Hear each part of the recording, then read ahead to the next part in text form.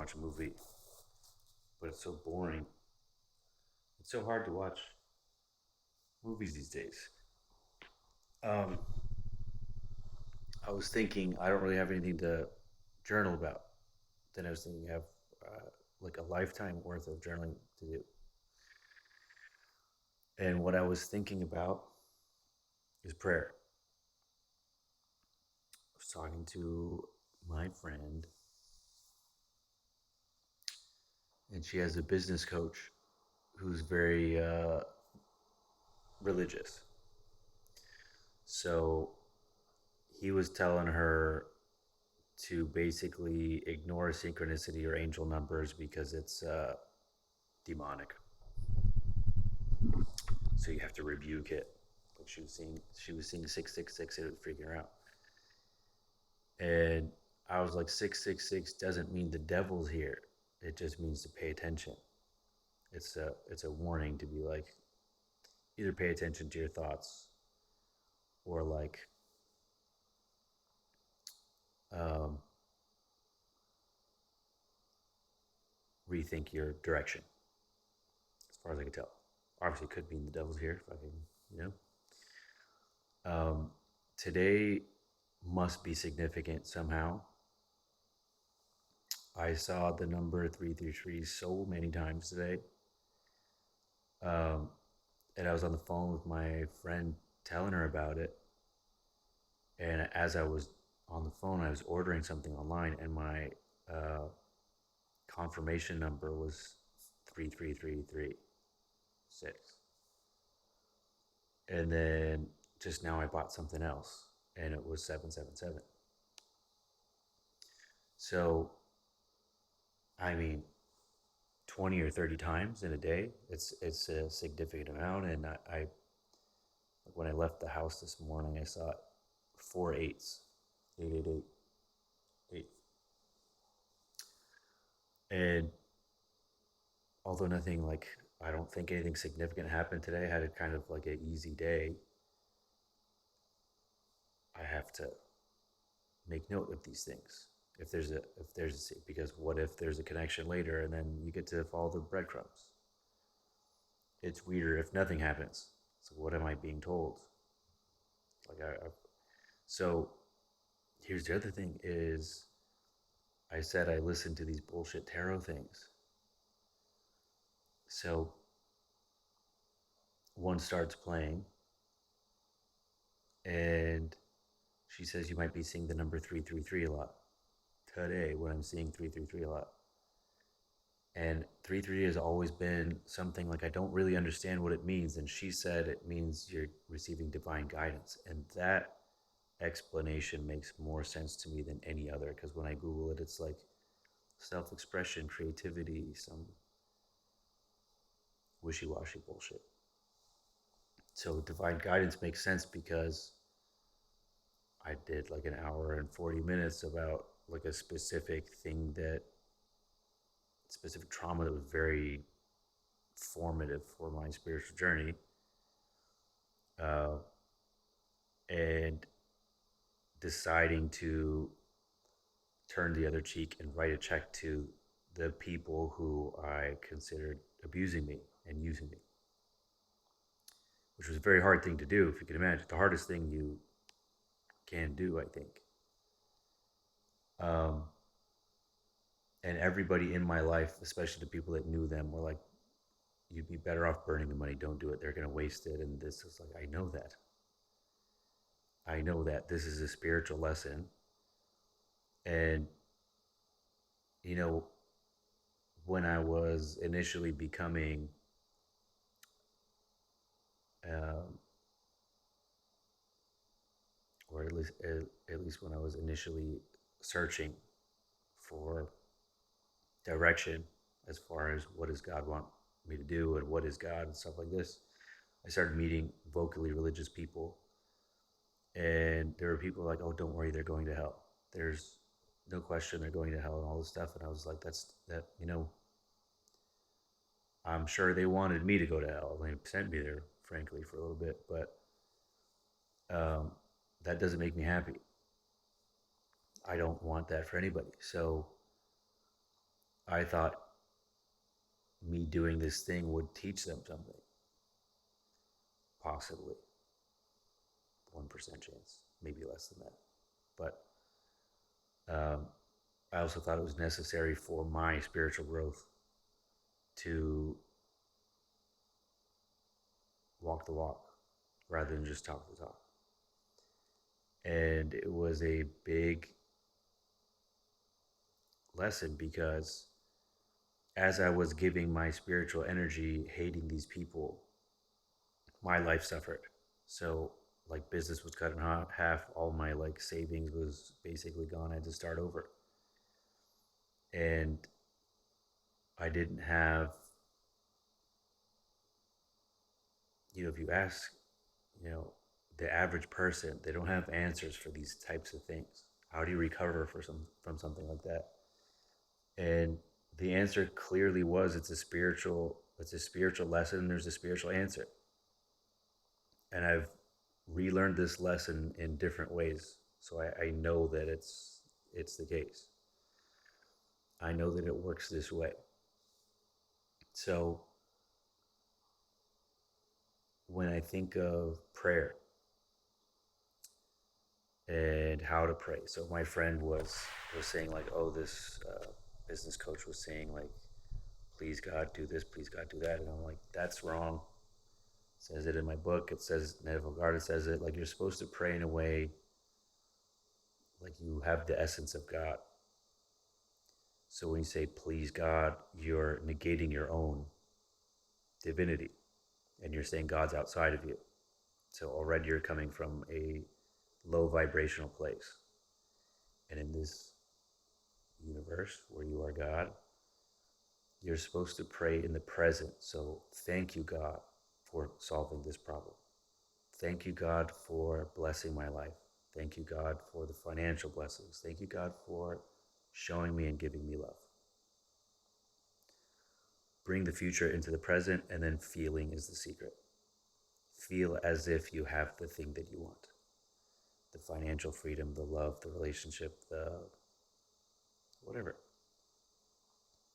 That's how I understand it, and that's what I'm like. I left this book down here so I can write it. 369.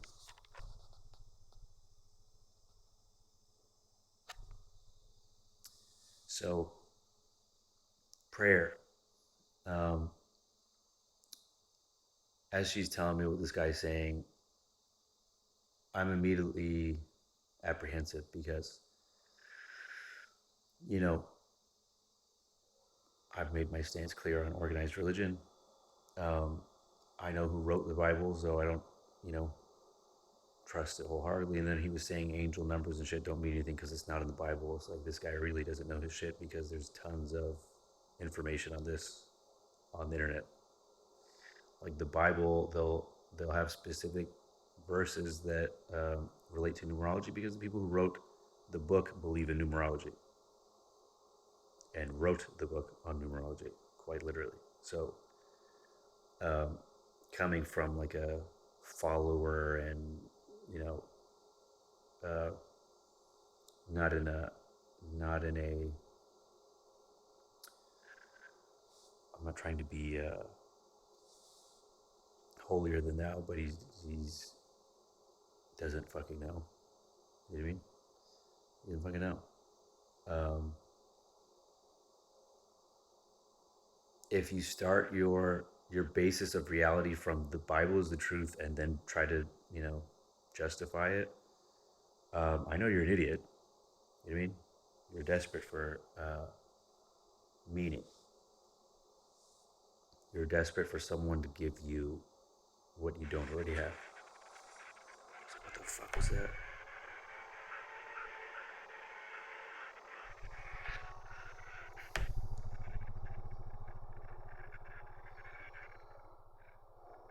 Why is this not turning on? I was trying to watch a movie, and it was a quiet place. And as I'm watching it, I'm like, this is fucking stupid. Sometimes you can scream and it's fine, and then other times you step on a feather and they come fuck you. They came from space or something, but and they're fucking super. These monsters in this movie, they're super destructive. So like it does not make sense that they're super sensitive to hearing, and then also every step they make destroys. There's explosions and shit. Like they have really heavy steps. Um, it seems really retarded. Um, so I started buying things online instead of. Maybe that's the point. Maybe I was getting brainwashed by things. Um, anyways, praying. So I have examples in my life of how prayer worked. Um, there's a specific story where I was with my family. We used to go to Las Vegas as a family, at least annually. Not just my immediate family, but cousins and stuff. And it was my favorite time. Um, I loved the casinos. I loved the noises. I loved hearing the king, king, king, king, king from the coins, these heavy ass coins. I used to find money all the time. One time I found like a $5 coin in the slot machine, like hanging almost in it. Someone must have done it deliberately. And then I grabbed it and it was a $5 coin and my mom kept it for me. Instead of, she should have put it in the machine and seen what the fuck happened. Um, we don't need $5 that bad. And for sure she lost it. So there's no point in having this memory now. I wonder if MGM will still take that back. It might be cool to have now as a keepsake, but yeah, there's no way I'm finding that now. Um, but we were coming back from Las Vegas, and I remember I had school the next day, and I was just having fun with my cousins, and it was just one of those times that he wanted to extend it. So I was in the fucking bubble top gold van. No, it wasn't even a gold van yet. It was like a shittier van. We didn't have money. Um, praying for something to happen so I don't have to go to school the next day. And our van broke down and we were stuck in some fucking weird podunk town. And we had to get a motel and we all had in and out. And then we got kicked out of the hotel because we had too many people. We even had our babysitter was with us. Babysitter? She was like a live-in nanny. So it was like, like everybody, we had like this adventure and we still remember it. It was like that trip stuck out more than most, where you're just doing the same routine stuff, like go to the buffet, sit at this place, sit at that place. So there's not a lot a kid can do in Las Vegas. We used to go to the arcades, but they wouldn't even give us $20. So like you're out of currency in 10 minutes and then you just have to watch other people have fun or find shit on the floor, which I was good at. Um,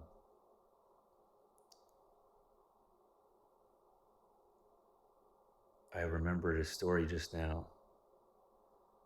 I went to my neighbor's birthday party and it was some small fun center. It was like a Chuck E. Cheese, but it wasn't. And I didn't really know that many people there. And I, for some reason, was sitting on the floor. And then I look to some kid comes and sits next to me, thinking like I am sad.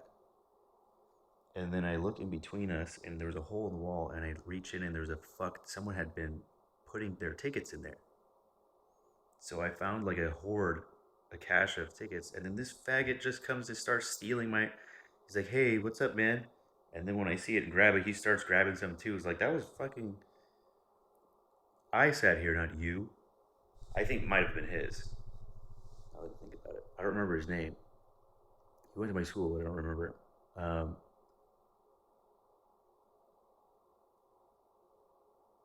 I could have used another word, but faggot seemed right at the time. So, um, prayer. So things as a child, I remember, like it stuck with me. I'm like, I prayed for this, and then it happened. Could it be coincidence? Yes. Could I have magic powers? Also, yes. So this is another story, and I'm sure I've said it before, but 2009, 10, um, my brother and his friends had a trip to New York, and I decided, like, I was going to come, but I decided to make a work trip out of it and tune some cars while I was out there. So I did this group buy on the forums, and I was going to have 2 days where, like, I work in New York one day and I work in New Jersey the next day and get all the East Coast guys done. Everyone will love me on the forums, and then I'll sell more stuff later. That was the idea, at least. And the night before my flight, I can't sleep. Like, I keep waking up thinking I'm missing my flight. And because there was so much stress about I have to make this work, and when I took over the company I was working for, might as well tell this story. Is I worked for. I'll tell it from the beginning. So how I got started in tuning. So I was always into cars. I had useless automotive knowledge that my parents were constantly like, learn something else. But that's what I liked. So I just knew stuff. I don't know what to tell you. Um, and when I was 21, I worked in mortgage. I worked for a company called American Home Loans. And I was on the phones from 7 a.m. to 7 p.m. And you had to have like a certain amount of hours of dialing, a certain amount of hours of talking, and um, eventually you get good at it. You're forced to. So I uh, I would listen to the people around me. It's basically a call center to hear how they're overcoming objections, how they sell. Um, and at a certain point, I was probably better at picking up the phone book and selling to a random person than the leads that they were giving me. And when I had money, it's like the first time I had money in my life. I was 21. It's like I have more than $1,000. And the first thing I did, I bought an M5. If you're in the know, it's an E39 M5. It was 2002. Um, the year of the car, the year that I did this was when was I 21? I was 18 in '03, so '06, '07, probably '06, I think. Um, so um, when I was in high school, I remember getting a brochure from BMW, and when I opened it, there was this beautiful Le Mans blue car with Le Mans blue ostrich leather two-tone interior, and I was like, what the fuck? This is the most amazing thing I've ever seen. And it was like so far beyond. I remember going to the dealership with my dad once, and we saw one in it was carbon black, which had a little bit of purple or blue hue to it, with a caramel interior. And I was like, Dad, please get this. And at the time, it was probably $100,000 car. I don't know, or it seemed like it at the time. And he was like, cool. It only came in manual, and I guess he wasn't interested in that. He was always a 7 Series guy. So when I first got money, all of a sudden I was like, you know what would be cool? Rather than get an M3, M3's beneath me now. I have more than $1,000. So I bought this M5 from Arizona, or I had it shipped over, and it was like a big deal for the community. Like, all my friends were like, "Oh my God, Pat got an M5." It was a huge deal. Even my brother was freaking out. And now you see kids with Huracans in high school. Like my globe, that it does not compare to that. Which you shouldn't do, by the way, because where do you go from there? You're fucking this kid up. It's a really stupid thing to do. Also, they'll die. Like 300 horsepower is too much for a teenager. Ask me how I know. Um, so bought this car. Then every day, like, I'm dialing, and as people don't pick up, it just dials for you, and then you hear a beep, you know someone picked up and said hello, but you didn't hear that part. So I'd be just scrolling the forums and doing research because that's why I'm working. I want to buy stuff for my car. I wanted to buy the car, then buy stuff for the car. I bought an intake and exhaust, and then I found out about tuning. So I sent my computer to like the guys that are the best on the forums, and they sent my computer back to me, and the car was slower. So at the time, I was street racing every day. Don't tell my parents; they know already. They had to clean up a lot of my messes. Um, I ran from the cops a lot, also, but the fortunate thing is they can't overcome physics. So me making my car faster made me harder to catch. Um, I don't do it anymore, but like statistically, I got away with it. I got caught running twice, and that was when my car was slow. So I got faster cars, and it became, it was almost not fair. Nothing happened when I got caught. Both times they let me go. I might tell those stories at some point. Um, so I was street racing people, and I was fucking them up because I had a car that nobody else could compete with. And then I got this computer back, and it was slower, and I was like, "Hey, what the fuck? Like, I paid you, and you fucked me." And I just wish it was what it was before anyone fucked with it. Um, it was like I couldn't breathe. Like you could feel it holding back. It's like it's not the same. I don't understand. I send it back to them. They send it back again, and it's still like it's not the same thing. And I paid for the shipping and all that. So I uh, I post about it on the forums, and a different company contacts me and says, "Hey, we'll give you a free tune in exchange for a positive review online." And I'm like, "Okay, cool. I didn't have much more money to pay for something again, so free is free. Sounds good to me." Um, so I take my car there. It takes me 10 minutes to do this, by the way. They had me sit there for like 5 hours, like pretending they were doing something the whole time. They're just eating Pizza Hut or something. These Australian blokes. Um, and then eventually I had to smog my car, and I couldn't do it with all the shit I did to it. So I had to put it back to stock to smog it and then put the shit back on. So I go back to these guys. I'm like, "Hey, can you put it back how it was? I have to pass smog." And they're like, "We can't."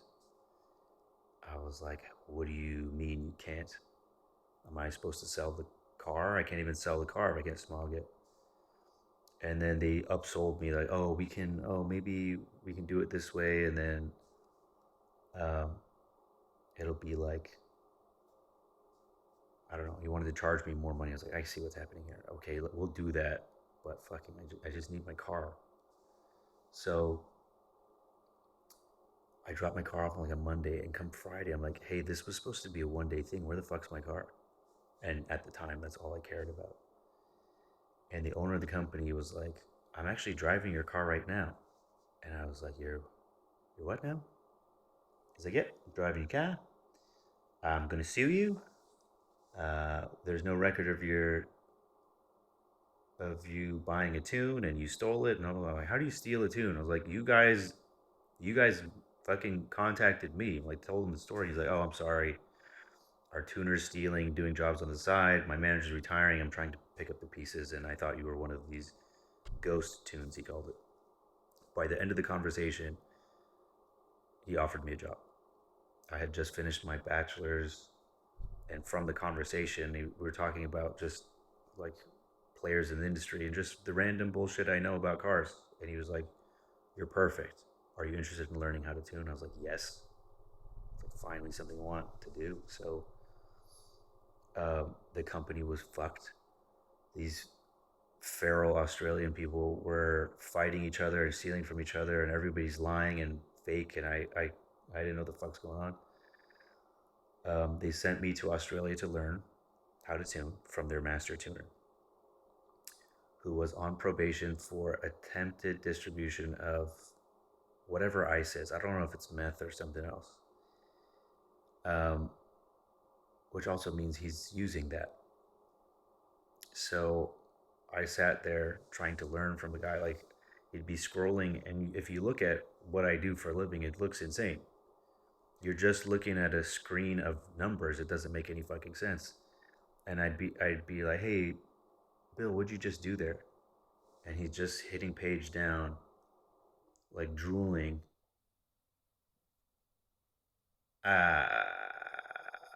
So I didn't learn anything. I didn't learn anything. He showed me one day. He's like, "This is like a 1980s computer. You have to desolder this chip and resolder it back together." So I'd wake up at fucking noon, and he's still asleep. So I just go to the garage and start soldering and desoldering, and I got good at that. And then by the time after the 2 weeks was up, I have like crazy stories about my time in Australia. I spent Christmas Day fucking in a cemetery with some crackheads. Um, it was like my first time away from home, like Christmas, and I'm thinking like it's gonna be this amazing thing, and I was like, this is fucking hell. I made friends. These people heard that an American was coming to visit, and they saved me. They were like, you're coming with us. These people that you're with, you're Australia isn't this. Let us. And I'm still friends with these people to this day. They're like amazing. I've been to their weddings and we're still in touch. Amazing people. Um, so I get back after the 2 weeks of training. I don't know what the fuck to do. So the first car that came was an E55 AMG Mercedes. And I was like, I don't know what the first step is. I don't know what tool reads this thing. I don't know. Like, I knew how to solder, I knew how to do it the hardest way. So I pulled the computer out, take the chip off, put it in an EEPROM burner. Like, the customer's there waiting, and I didn't know if the car would start. I just was thrown into the deep end. And then I had to hope that when I import it into the software editor, that I had a matching software to copy over exactly, because I didn't know what I was doing yet. Car starts, everything's fine. I'm like, yep, totally knew what I was doing. Uh, it took maybe 3 months, every day panicking, and the only tech support I had was an hour at the end of the day when the master tuner in Australia would wake up and be like, "No, you fucked this up," or "This is how to fix that," or "This is how to do it." And there's so much to know, so I was just thrown into the deep end. Eventually, I started getting good at it, or at least competent. And then the old manager drains the bank account and leaves the country. The old tuner starts in competition and then goes on a disinformation campaign to bury this company. So I was standing there with my dick in my hand, like, what do I do now? The owner of the company said, "Hey, I'm sorry, it's over, I reckon," because that's how they talk over there. And I was like, what if I work for free? What if I work for free and just try and save it? And he's like, "Yeah, do what you want," basically. So me thinking like, this is my chance to do something that I love to do. I think I can get good at this. I think that I belong in this industry. I want to do this. So I worked for free. I brought my unemployed friends to come. I was like, "Come, let's save this ship and turn it around." And eventually, like, I sponsored forums. I went to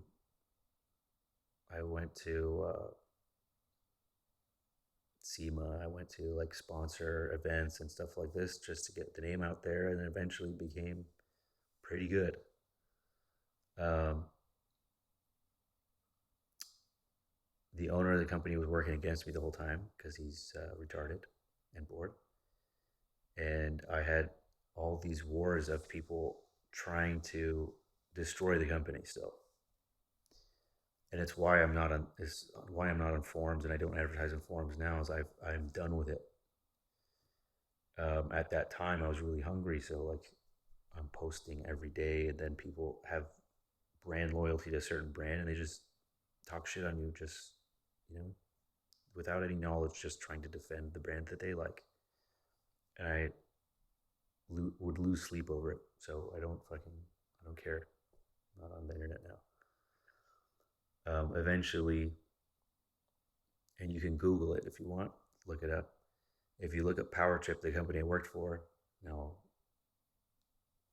you'll see. I think the first thing that comes up is something went viral where the owner of the company threatened to sue someone for selling a fake product.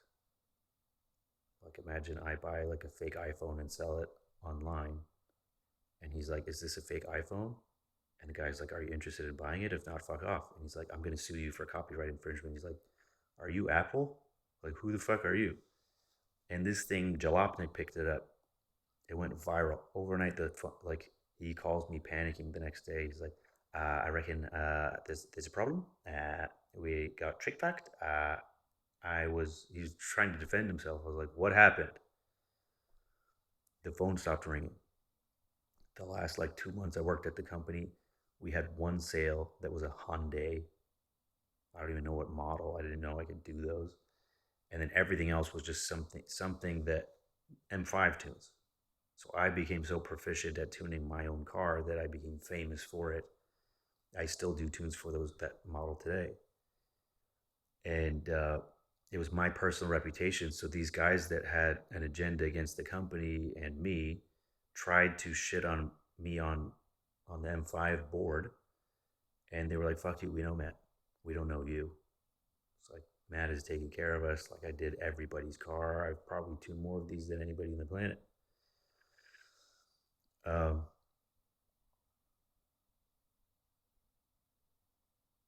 I don't know why I brought that up. It has nothing to do with prayer. Oh, I was talking about the New York trip. Okay, so like in the middle of me before it ended, in the middle of me trying my hardest to save this company, I had so much stress.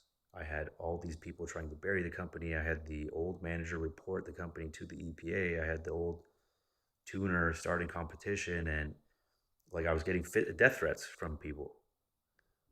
Um, so I had all this stress to make this thing work because I thought my future depends on it. Like I want to make this work. So I uh, I was too stressed to sleep before my flight to New York, and then I'm like, I'll sleep on the plane, crying baby the whole time on the plane. So I did sleep on the plane. I get in, it's like 9 or 10 o'clock, and my brother's friends are like, "You're not gonna come out with us?" I was like, "I have to work in the morning." They're like, "You're coming all the way to New York. You're like staying in Times Square, and you're not gonna look at New York." I was like, "Okay, I'll come out for like an hour." I get back to our room at 5 a.m. I set my alarm for 5:15. I didn't take off my clothes. I just like kicked off my shoes, set my alarm for 15 minutes, got up, got ready, and went to fucking buttfuck Egypt, out in the middle of nowhere. In rural New York, everything has like Native American names you can't pronounce. So I don't know where the hell my shitty PT Cruiser drive all the fuck way out into the boonies, and then nobody's there at the shop. So I'm like, okay, at least I get to sleep. Close my eyes. Like 10 minutes later, someone knocks. Hey, are you the tuner? I'm like, yeah. Like, come inside. I worked that entire day without a break, without food. So imagine it's like it's past midnight by the time I'm driving back to New York City proper, and my body's failing. I'm like my nose is running. I'm like going like this while I'm driving. Like every second, every blink is almost lights out. I call my brother. I'm like, I need you to meet me at the fucking door. I don't have the energy to get inside the house. You have to like carry me. And my brother's like, I'm 2 hours away. And I was like, you want me to sleep in the car in New York City? And he's like, yeah, by some miracle, there's a parking spot right in front of our apartment that we're staying at. I get in the back of the PT Cruiser, kick my shoes off again, close my eyes. I don't know how much time passed, not enough. I wake up to my brother knocking, and he's like, he had been knocking for a while, but I was out. And I look at him, and I look at my shoes, and I look at him, and I'm like, I don't have it. Like, I can't do this. And I just slowly, like, just lean so, like, momentum takes me and grab my shoes. He's like, have you eaten? I'm like, I haven't eaten since fucking yesterday before my flight. And he's like, I'll go get you pizza. Don't fall asleep. So to not fall asleep, I was rolling around on the floor. It was like delirious. At the time, never had a sip of alcohol, by the way. So um, I inhaled the pizza and fall asleep on the living room floor. And then my brother wakes me up and he's like, hey, you need to take our friend to the hospital. I was like, I fucking do not. I have to go to fucking New Jersey in 4 hours. And he's like, come here. And then apparently, when they were out at it, first of all, the room was full of 15 Persian people drunk. And somehow I slept through all of that. So he takes me to the other room, and apparently one of our friends was roofied. Some guy hands her a drink, says, I made you something special. This bitch drinks it, and then, like, her eyes roll in the back of her head. And then our friends get concerned for her. And some guy's like, oh, I got her. And, like, we don't know you. Get the fuck out of here. And then apparently her cousin was like, oh, yeah, girls get found in the dumpster behind that place all the time. So I was like, okay, if we're going to the fucking hospital, let's go right now because I have to fucking be in New Jersey. I have work to do. And then they just decided like they're just gonna pump her with charcoal. The drug's already in her, so like we'll just take turns watching her. And then next day I go to New Jersey, do my work. Everything goes off without a hitch. Come back, have like a day in New York with everybody. It was really fun actually. When we get back to the hotel, to the apartment, there's no parking. It's New York City. Fucking not made for parking.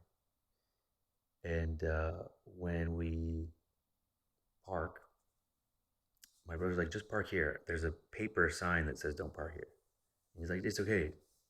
We'll be gone in the morning. We wake up in the morning and the PT Cruiser was gone. The poor transportation cruiser disappeared. So it was towed. And we had a flight to make. And we did not make the flight, obviously. So, like, we left the apartment with enough time to get to the airport and blah, blah, blah. But now we have to make a detour. So we missed the first flight. We get to the Port Authority, or wherever the fuck, I don't know who keeps the car, but we find where it is. We're there for 8 hours. So we had to keep rescheduling flights. And every time I went to the window, someone would yell at me. It's very New York. Like, you have to yell to get your things. They're like, sit down. We'll call you when you're ready. I was like, my paperwork's right in the fucking. I just need someone to grab it from the printer. And their nails are this fucking long. They type like this. And they fucking have no patience to talk to anybody. It's a smelly hole of a place.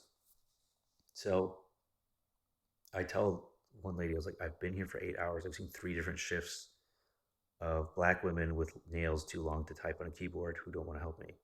Can you fucking just grab? She's like, you've been here for 8 hours? I was like, yes. Fucking my paperwork's right there. And then we get on the road. I'm pissed. My brother's pissed.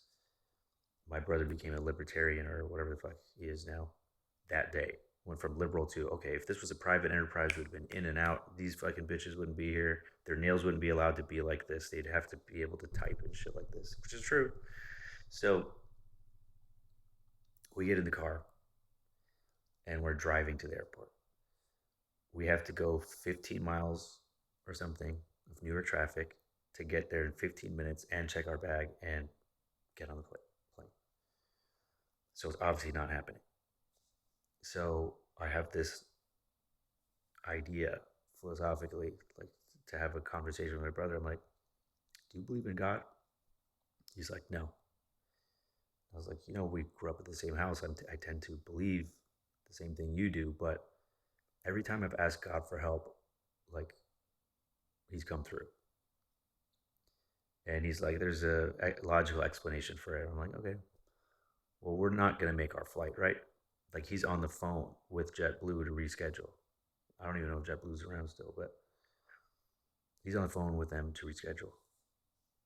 And I was like, I'm going to start praying that we make our flight. He's like, it's not going to happen. I was like, okay. I prayed out loud so he'd hear. I prayed in my head, and I was like smiling. I knew. I fucking knew. And then we keep having this conversation, and he's like, fuck that place, and I can't believe they're so disorganized, and this is inefficient, and it should become private. Uh, Fuck the government. So the lady on the other line is like, hold for your confirmation number. Comes back online, says, sir, your flight has been delayed. You're going to make it. Every time I tell a story, I do that. I think I did it in real life. I was like, oh, what say you, sir? And he's still not a believer. And even though that happened in my 20s, early 20s, um, I never abused that power. I was never like, God, please give me a sandwich. I'm hungry. It was never, you know what I mean? Like I didn't test it too much. But I'm telling you, like the times where I'm like, I'm fucked. Like, please God, help with this. Um, it's happened. Although I know that that is not the way you pray now. You have to manifest pray, but um,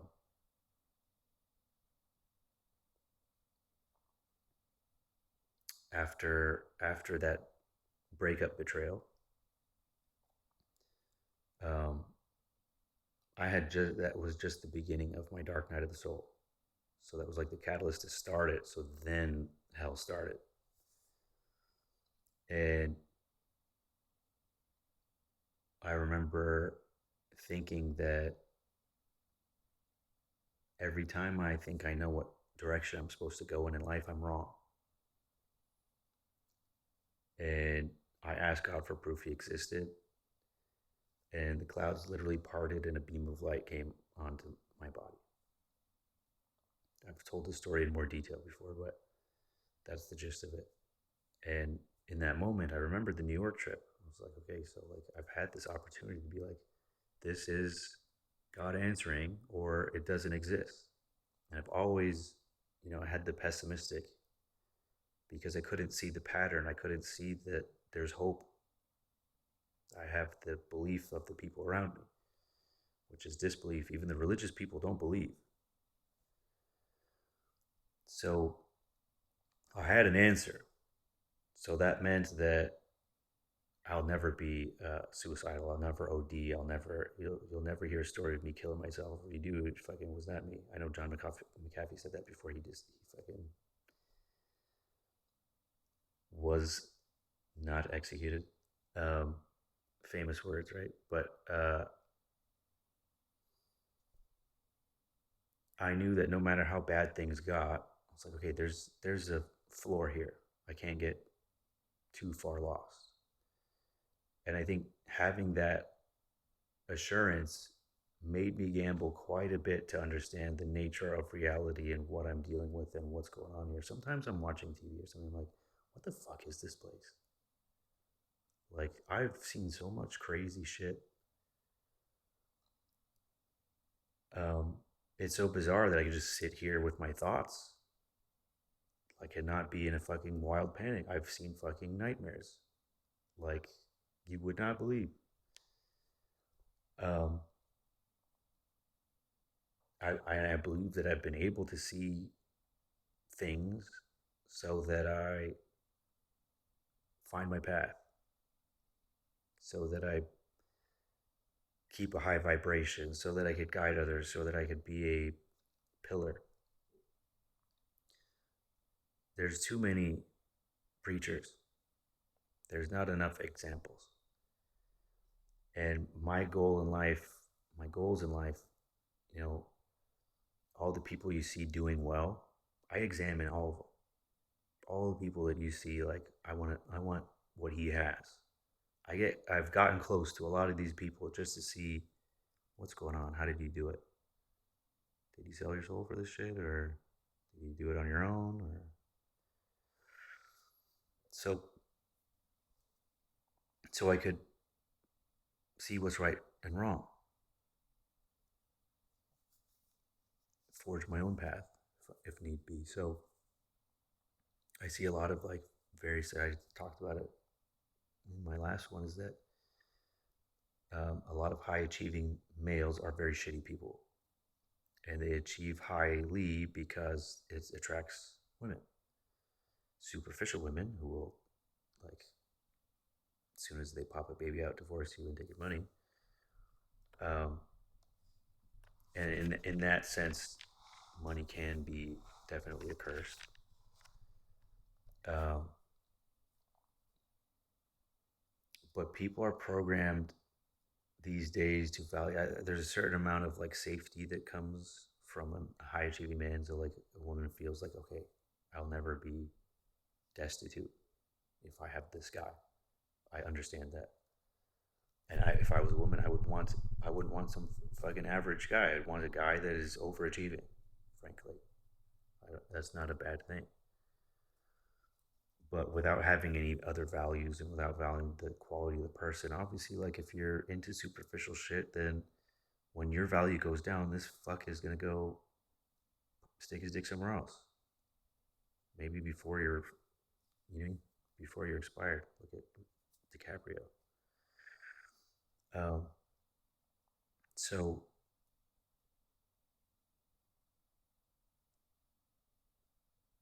from what I understand about the world and how I'm supposed to live, I don't do everything perfectly. I have lots of things that I can improve on. I have things that still are in my shadow that I haven't brought to the forefront and alchemized yet. I'm still learning every day. And I guess what I'm trying to achieve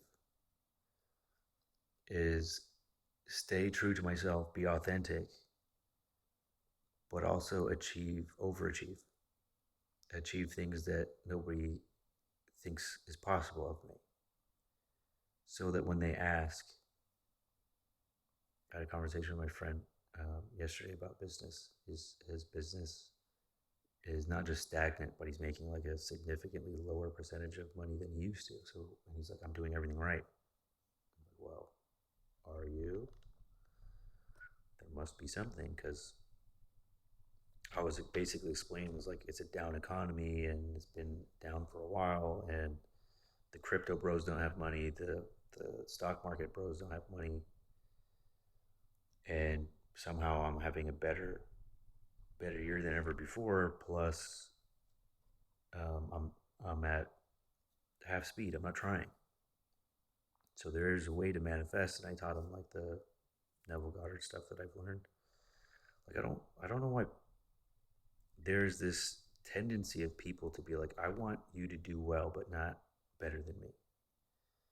And I feel like if I know something that could help you, I will tell you, and you don't have to pay for it. There's no like, sign up for my course and I'll fucking. It's like, hey, this is what I learned. If you can do it, go ahead. If you can figure it out, please be my guest. If it could improve your life, like why wouldn't you? I really think it's crazy that education is cost money. It's the most bizarre. It's the root of every problem in our society. If you properly fund the education and well-being of the next generation, they will fix all of our problems for us. But this is the wrong way to do it. Society as it is, where you're putting the next generation in debt so that they can never fucking survive. They're in fight or flight. Obviously, this is done on purpose. There's no fucking question. I know all the fucking secrets, but guess when the power structures fail and fucking people wake up and realize we're fighting each other because we're programmed to, then we build a new society that's better. That new society would value not just education, because education a lot of times is propaganda, value thinking, teaching people how to think and teaching people how to be happy. And I'm more or less documenting how I'm figuring out how I was brainwashed into being unhappy. And this is me documenting my road, where the ladder I built to get out of hell and back into heaven. Back into heaven. So,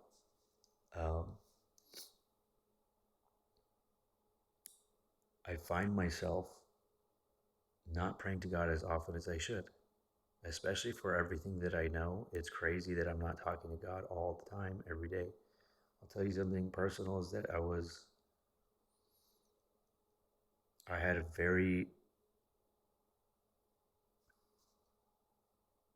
hard, like I've opened my heart to not be afraid of being hurt and just to give and receive love in whatever form and not have to define something and just if it feels right, do it type of thing, not in a debaucherous way. But I was laying in bed and frankly I was holding someone I love. And I whispered, "Thank you, God." And she heard me. She's like, "What did you say?" I was like, I wasn't talking to you. I wasn't talking to you, bitch. Um, and even if that moment is all there was,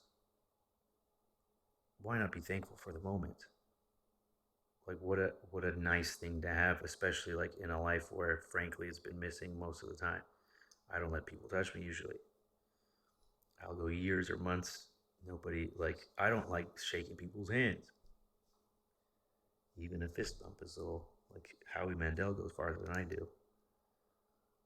Um, so being able to have a moment like that, especially like after some really hard emotional turmoil between two people, um, like thank God, thank God for the moments, because life is just a series of moments. So Rumi says we don't need to seek love; we have to seek out the barriers we built against it. So I have a tendency to have negative thoughts that send me out of being able to send and receive love, that block it.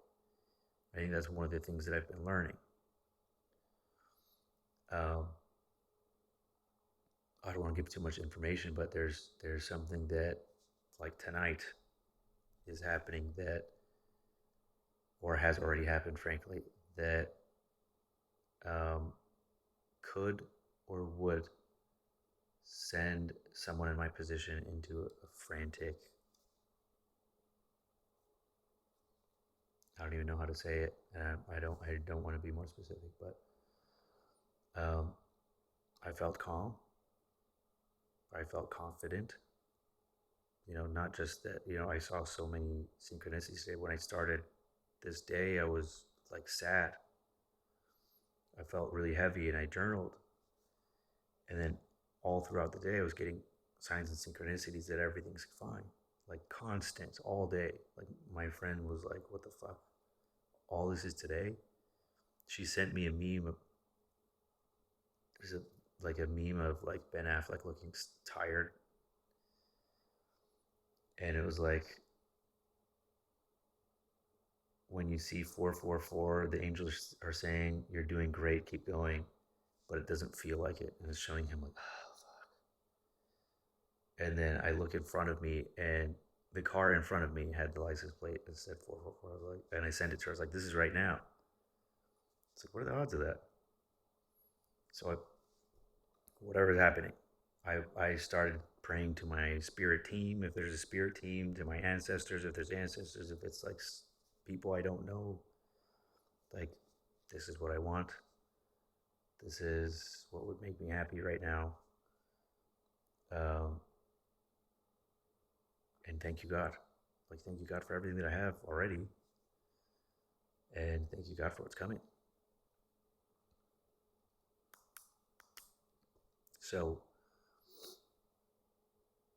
when I was going through specific pain and trauma, I would look at the situation and be like, there's no God, there's no point in anything, there's no point in having hope. I became very pessimistic in my entire life until very recently, frankly. But with the benefit of time, if you're strong enough to not fucking exit early, you can see that a lot of the bad things that happen are meant for your growth, meant to shape you into who you're supposed to be. And nothing motivates us more than our pain. When you're not going through something, you're not paying attention to what you're doing right or wrong. So my friend whose business is suffering, like, so where's your energy going? Are you sure you're doing everything right? And I gave him some advice. I was like, this is what maybe it's this. Maybe this is your energy leak. And he said, I'll try it. Like, he's willing to try anything, which is also like how profound that, like, he has a friend that might have an answer. Um, we talked briefly about, I was like, thanks for being my friend during my psychosis. I was like frantic, and I was like, I was saying things that are very scary. Um, and he's one of the only people that listened to me and was like, I believe everything you're saying. I know that you're not lying. Um, and that calmed me down, frankly. And it also showed me, like, even though that this isn't like one of my closest friends or anything, it was like, at the time I was purging people. It's like, who belongs with me and who's around for the good times only, who has my back when I need it. And when I had broke up with my ex, I initially told her, I was like, I'm not, like, you can move on, and I'm happy for you. Like, we can still be friends and all that stuff. And I realized that she was leaving the door open in case it didn't work out. Like, she was still thinking of coming back and then fucking up whatever I have going. And I didn't realize it at the time. And I was going through my psychosis. So after realizing I was betrayed and used and all this shit, the things that I said and did burned the bridge forever. Like, I called out her father's hypocrisy and unholiness and all this stuff to her. And she thinks her dad is God. So that was a line that you can't cross and can't come back from. And at the time, I regretted it. I regretted that I reacted in anger and I said things that I shouldn't have said, but it was the truth. Should have said it fucking 20 years ago. Would have saved me a lot of heartache and money. Because the truth is the truth. And if people get mad at you for saying what you said, it means that it is true.